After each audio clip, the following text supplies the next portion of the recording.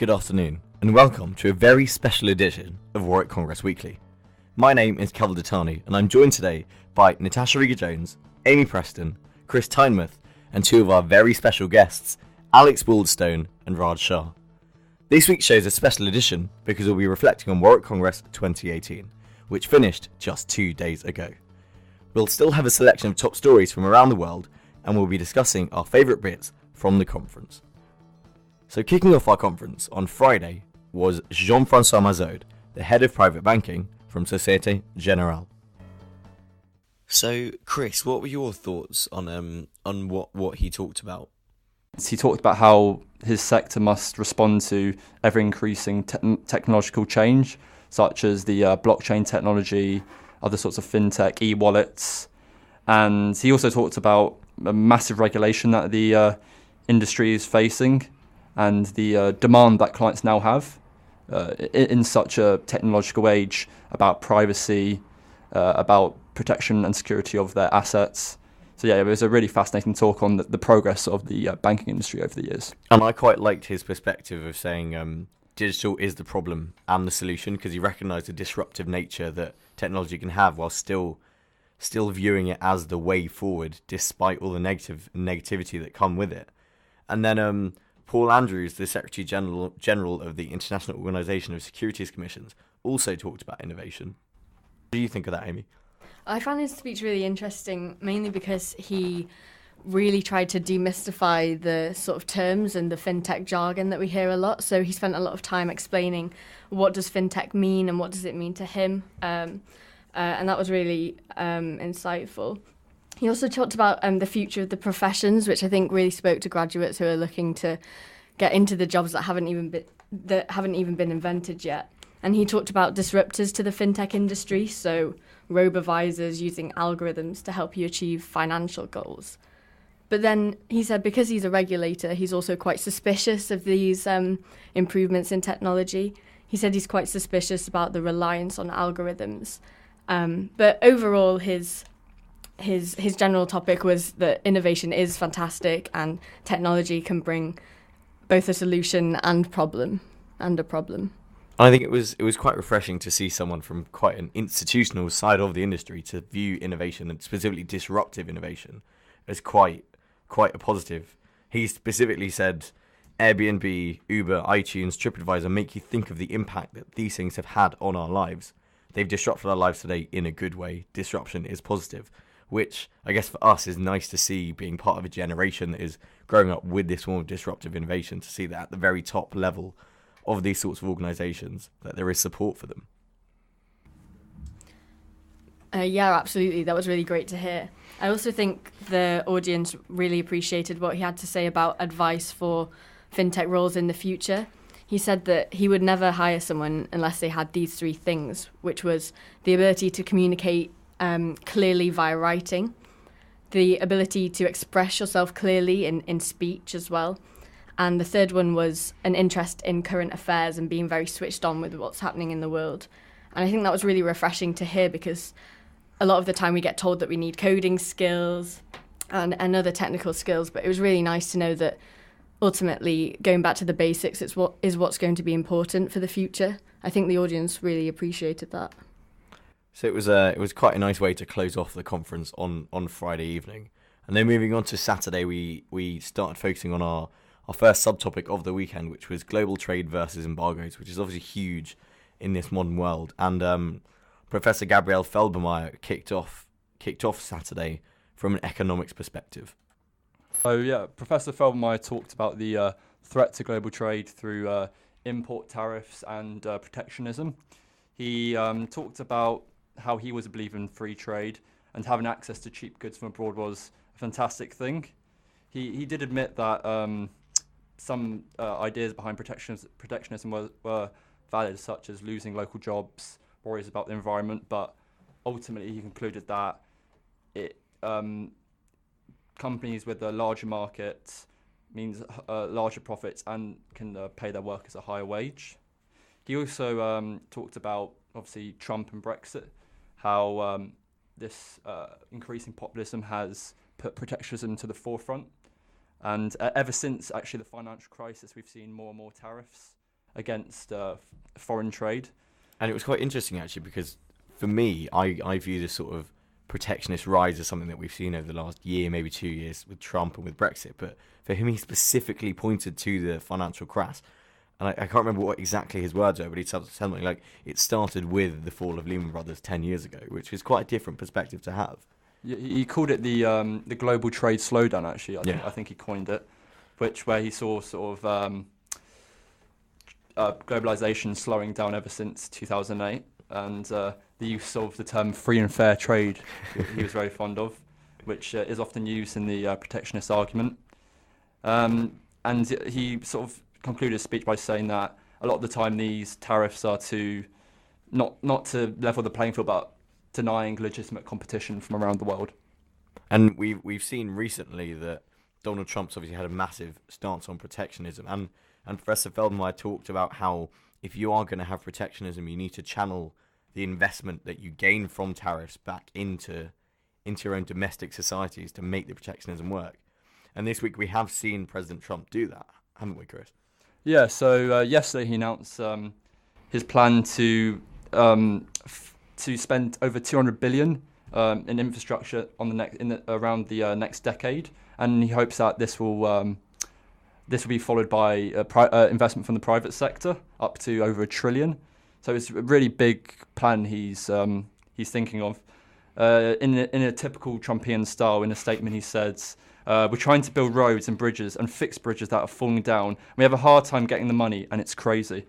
He also talked about the problems of spending so much money in the Middle East over sort of the Bush era and the Obama era, which also highlights his protectionist policy of his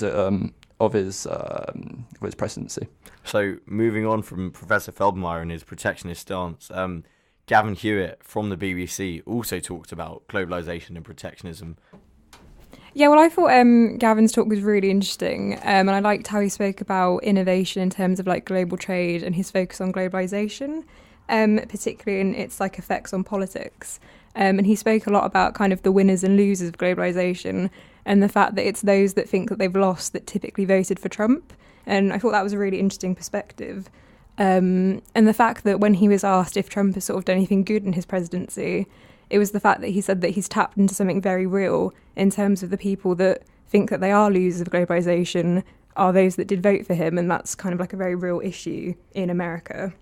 I also found his perspective on education of students, specifically primary school children, quite interesting, because he also was another person that took technology as quite a necessary tool for the future, saying that coding should become a requirement in every public school, which I found really interesting. What were your thoughts on that? Yeah, I also thought that was really interesting because he sort of spoke about the fact that it's not globalisation that's the issue, it's kind of innovation.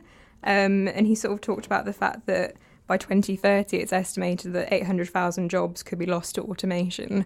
So he's sort of talking about the fact that coding should be like something that's taught in public schools, I think is a really good way to sort of combat this sort of issue that's sort of around it. And yeah, he also spoke about the rise of China, and I thought that was really interesting too, in terms of the fact that he sort of said that it's not the West that's going to be dominating things anymore, it will be China. And China leading the push for full globalisation. Definitely. And that kind of theme of Asia and the rise of China linked in very heavily with the environmental panel debate that we had that followed on Saturday. And the panel was quite prestigious, which included Michael Lewis, who's the CEO of E.ON UK, and Chris Huhne, who's the former Secretary of State for the Climate Change and Energy. And they all discussed, a lot of things really, from ocean acidification to plastic pollution in oceans, and specifically the way that we can improve and act, and the way that we can help other countries stop their practices that could be negative for the environment. Yeah, I thought the panel debate was really interesting because obviously you had 4 different people from their different kind of perspectives. So you had George Kasperkovitz talking about like the plastic packaging industry. You had Chris Huhne, he gave more of like the political kind of government side of things, obviously because he was the former Secretary of State for Energy and Climate Change. We had Michael Lewis from E.ON, so again a very different perspective. And then also Solomon Ali from UK Power Networks. So it was cool to kind of get each of their different perspectives and to see sort of where they agreed and perhaps where they didn't in terms of like our approach to the environment. It was nice to see that they all despite their industries, kind of relying in certain areas on fossil fuels. And for George Kasperkovitz, his industry is packaging and consumer packaging. And straight off the bat, he recognised that plastic pollution is a problem, and ocean dumping of plastic pollution specifically is a massive problem, and it's not an easy thing to solve. And then it was nice to see all the others, despite their obvious alignments with potentially using fossil fuels for greater profit-making motives. I think it was Michael Lewis who said that we need to make green technology and green energy more profitable to encourage it in other countries, in developing nations like China, to boost that globalization that we heard about earlier from Gavin Hewitt. And I think it was also quite refreshing because obviously with the Paris Agreement and the US's lack of involvement, there's a lot of sort of worry on behalf of students in terms of like how successful that would be. And I thought it was quite refreshing to hear Chris Huhne kind of saying that no other country's like pulling out and basically the agreement will be fine. And yeah, I just thought that was really refreshing and encouraging in terms of the fact that we've made a lot of progress in the past so many years in terms of like the way that we deal with climate change. And yeah, it was just really refreshing. And also specifically from Chris Huhne on the Paris Agreement, he did say that, I'm quoting here, he said, "It's not great news that the US pulled out of the Paris Agreement, but it's not disastrous either." And the reason he said that was because the US isn't actually withdrawing from the agreement just before the next presidential election. And the president could have removed himself from the framework immediately, but instead President Trump gave notice of removal instead of just removing himself entirely. And if he's not re-elected, the US withdrawal may be reversed. And it also opens up the use of the Paris Agreement as kind of a political football to be kicked around in the next election. So that was quite nice and refreshing to hear. And in terms of talking about the environmental impact, can we start with that again? Yeah, okay. 3, 2, 1. And in terms of talking about the environmental impact of innovation, in the news this week, we've been talking about the environmental impact of cryptocurrencies, and in particular Bitcoin. Because in Iceland, over the recent years, there's been an increase in the building of data centres, which is where Bitcoin mining happens. And because in Iceland, nearly 100% of its energy comes from renewable sources, a local energy firm has predicted that this year, the electricity use at Bitcoin mining data centres is likely to exceed that of all of Iceland's homes. So this is a massive issue, really, because the prediction is that the Bitcoin mining will use about 840 gigawatt hours of electricity in comparison to homes that use around 700 a year. So I think this raises the issue that clearly Bitcoin mining is contributing to additional power demand in the technology sector, and yet cryptocurrencies are seen as, they're seen as innovation. So I think it raises the question of, should we limit innovation in the tech sector if it's proven to be significantly contributing to this huge electricity demand? There are also arguments that blockchain technology, the technology that underpins Bitcoin, can actually help us delay climate change, though. So the UN Climate Change Conference has recognised blockchain's potential. However, you can't really ignore the fact that Bitcoin mining is taking up so much electricity, and ultimately we need to find a solution to this. Yes, it sounds like there's quite a lot of uncertainty in the area.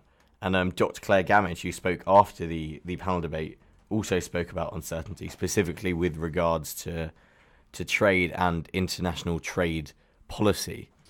So yeah, the professor from Bristol talked about how Brexit has affected trade agreements and how it's brought the law behind trade agreements to the forefront. She also talked about the interplay of trade values and non-trade values, such as human rights, the environment, sustainable development, and she also talked about technological innovation in regards to trade agreements, how we can get products and services across borders without ever physically moving them. And she wrapped up by talking about sort of in the wake of global upheaval such as Brexit, trade is sort of transforming in many ways, and this may sort of transcend the laws that behind them. So the law behind them have to keep up with the ever-changing nature of trade. And we've seen just this week the NAFTA negotiations that have been taking place in North America have taken another step, with Justin Trudeau, the Prime Minister of Canada, saying there is a clear path forward and we're working very hard together on that path. Let's not step back from the progress our countries have made. A generation later, it can be morning in North America.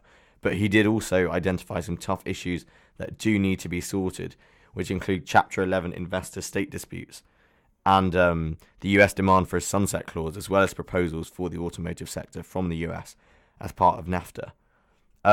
Dr. Catherine Tin was then the last speaker of Saturday, and her talk mainly focused on blockchain and smart contracts, and it discussed the possibility of time-stamped and immutable records which can make financing accessible for entrepreneurs with little or no funds at all. And her stance on blockchain as something that can be used for the future was quite significant and quite prominent, especially given this week we've seen that Microsoft have announced their embrace of public blockchains, such as Bitcoin and Ethereum, for use in decentralized identity systems.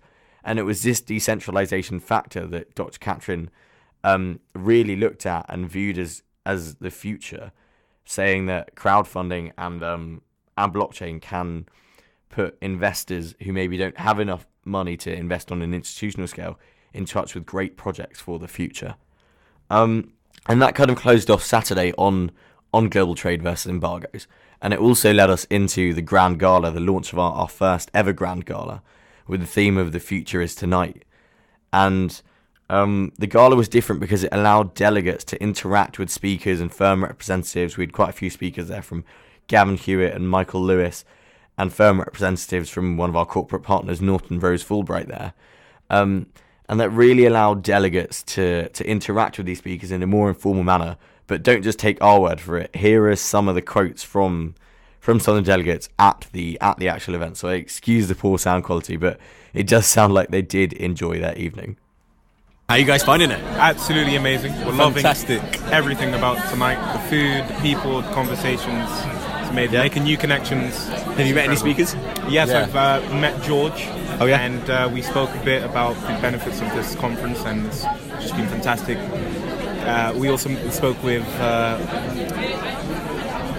Gavin. Gavin. I was sat next to Gavin. Gavin's great, yeah. Gavin Hewitt, yeah. Gavin here, yeah. Honestly, down to earth guys. Really down to earth. We actually spoke privately as well when we came in, and it's just the conversations we had were really motivational. Yeah. So really good. what do you think's the reason that you get these conversations? Is it the access, the people, the event? Or how would you? A combination of all, actually. Yeah.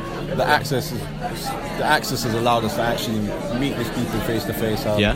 The conversations, being in such I don't want to say informal background, but not an informal background, but in an informal environment. Yeah.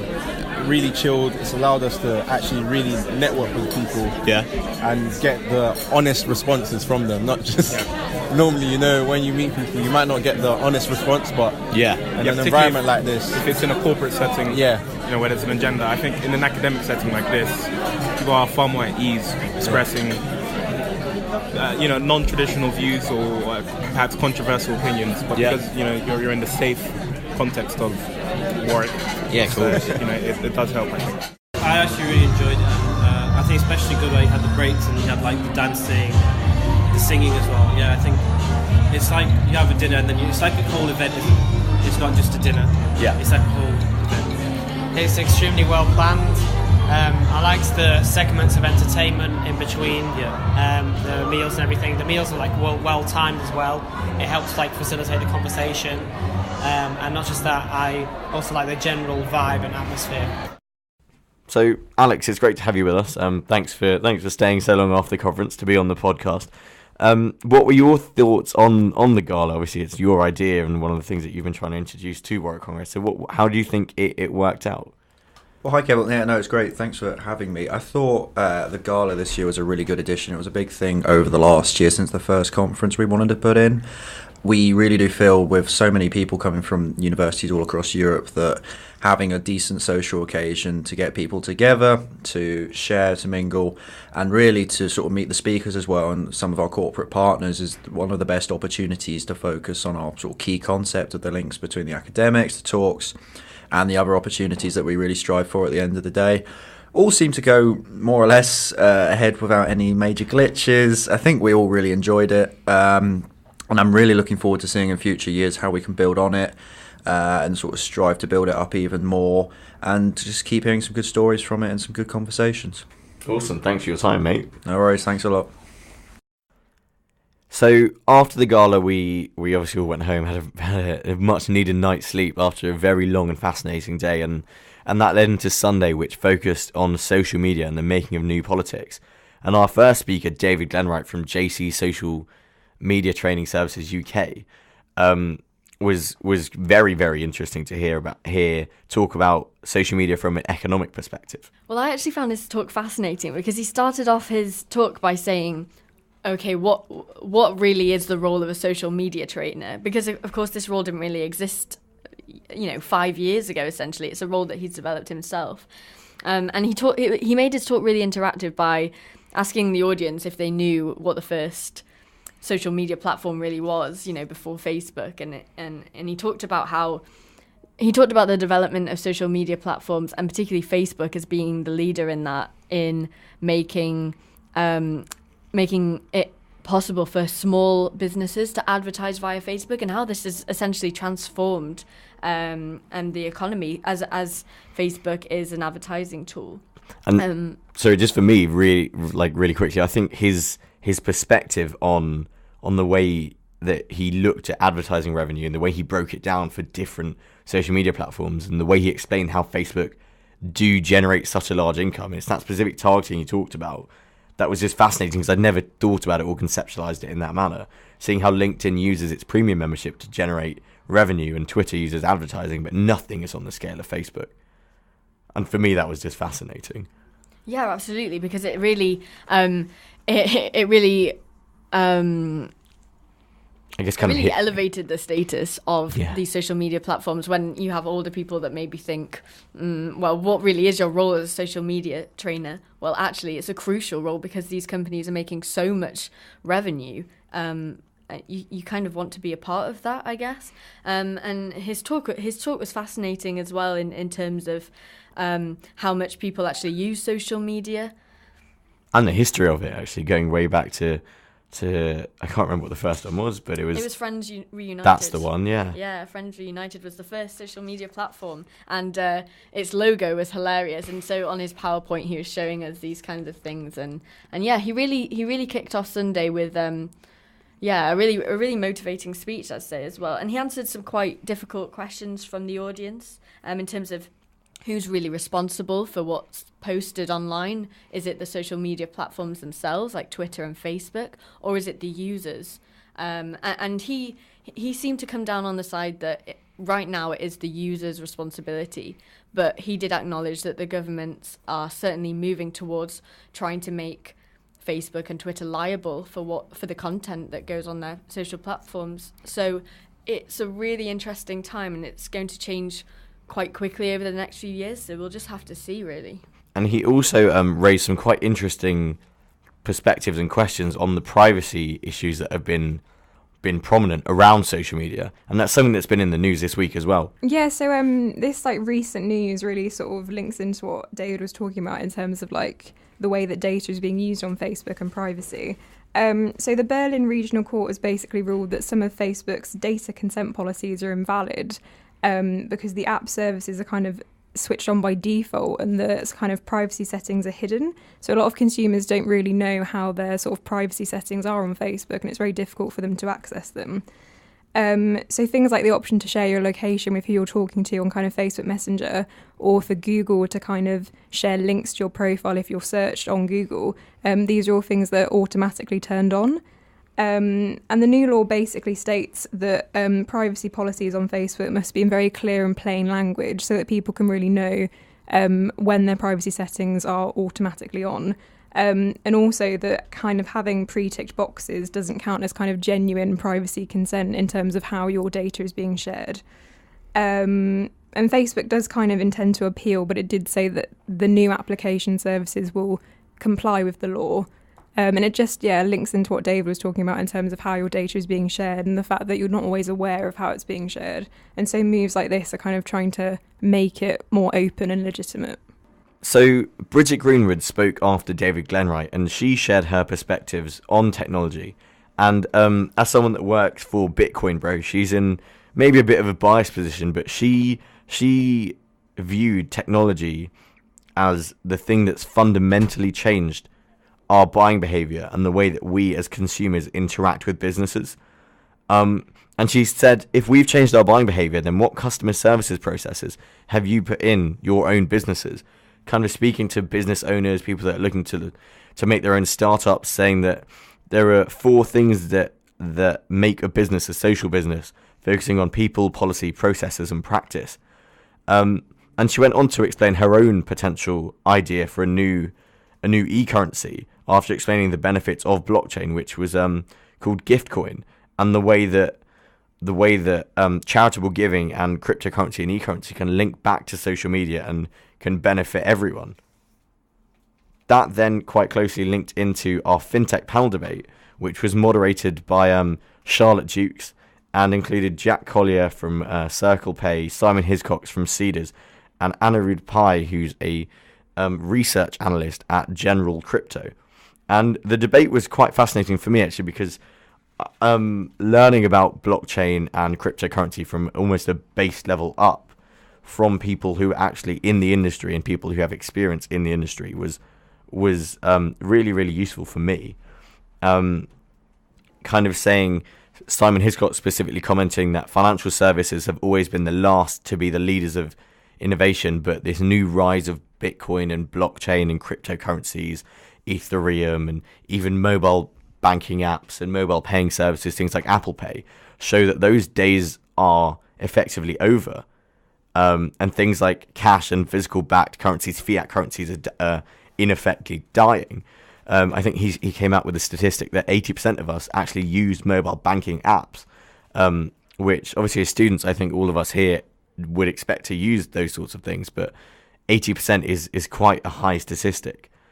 And the debate kind of focused around the way that cryptocurrency and Bitcoin and blockchain can be used to help everyone in the world, while still reflecting on the problems and potential problems that we still see in the world today, from protectionism and how fintech companies can tackle protectionism to the use of AI and the rising AI, with Anirudh Pai commenting that AI is the biggest buzzword that we see in the world today, but it could also be one of the biggest solutions for any future problems that we have.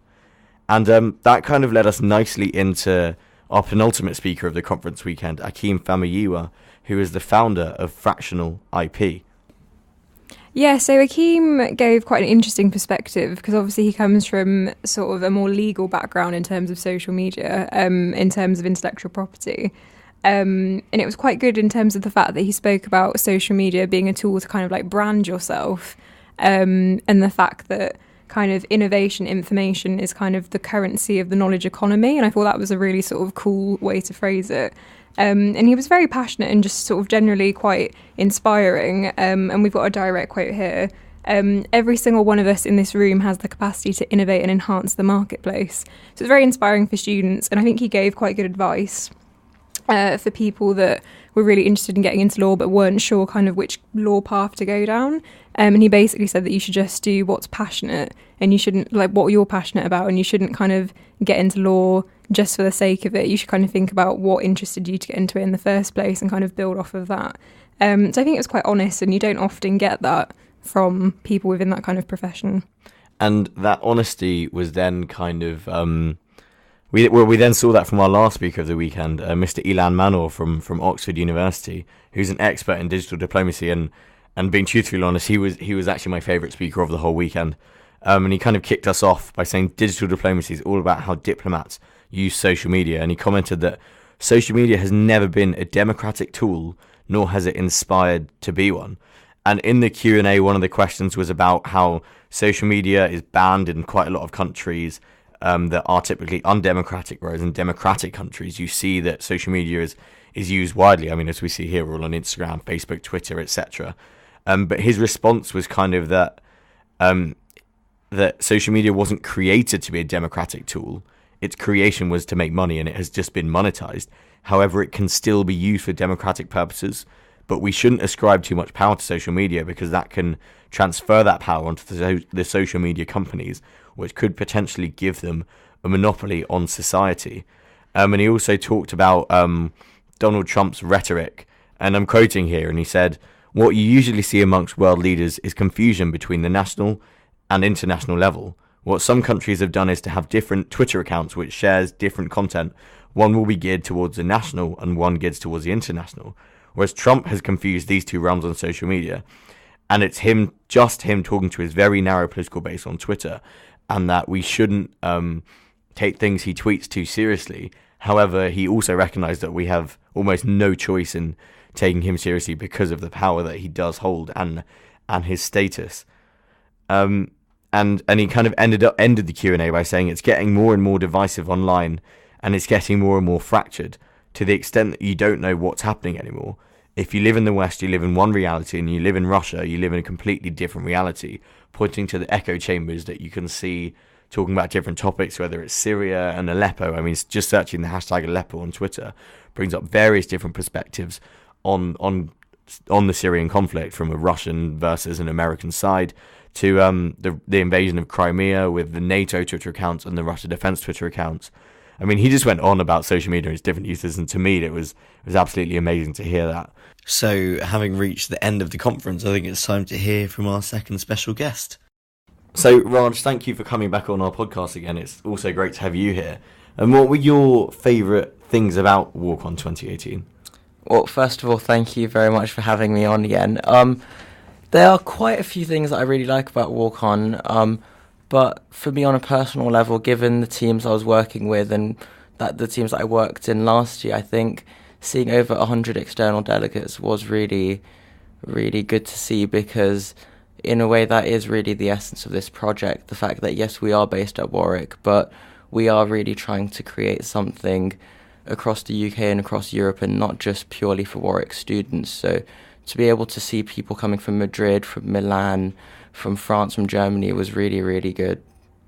And did you, by any chance, have a favourite speaker or favourite talk that you liked the most? Yes, I did actually. I mean, I think when you do these types of events, you always try and predict who you think's going to speak well, and which speakers you're going to look forward to listening to. And I always feel like there's a surprise speaker.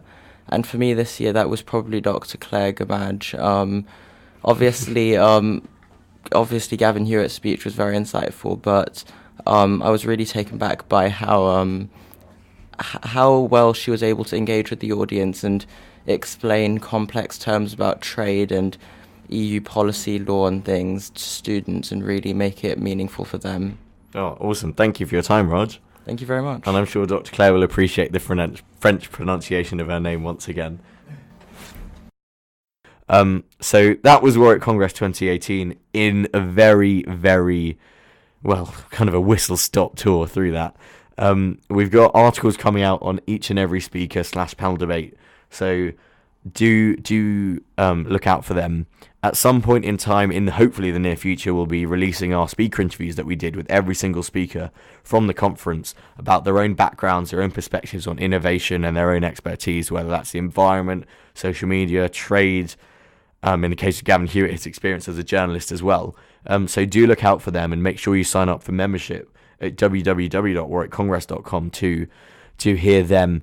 And we do have recordings of most, if not all, of the speeches that I do hope will be released to our members at some point in time. So if you did miss out on them, do let us know, and we can try and get those recordings to you before we put them up on our website.